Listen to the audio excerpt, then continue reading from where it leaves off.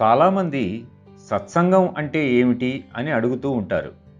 సత్సంగం అంటే అర్థం కొందరు కలిసి కూర్చోవడం అని కాదు.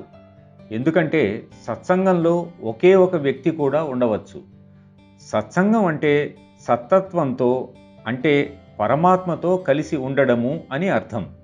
అందువల్ల మనం ధ్యానం చేసినప్పుడల్లా ఒంటరిగా ఉన్నా అది సత్సంగమే.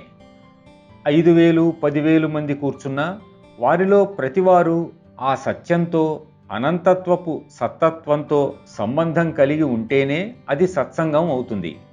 ఊరికే కళ్ళు మూసుకుని కూర్చొని ఏదో ఒక విషయాన్ని గురించి ఆలోచిస్తూ ఉంటే అది సత్సంగం కాదు. ఇతరులు దానిని సత్సంగం అనుకోవచ్చు.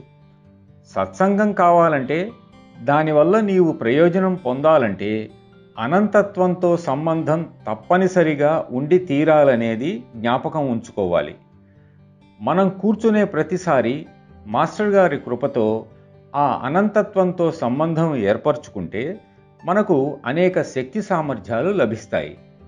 ప్రతిసారి ఈ సంబంధం వల్ల అది మరింతగా బలపడుతూ వచ్చి చివరకు ఒకరోజు అది అతి బలిష్టమైన శాశ్వత బంధంగా నిలిచిపోతుంది.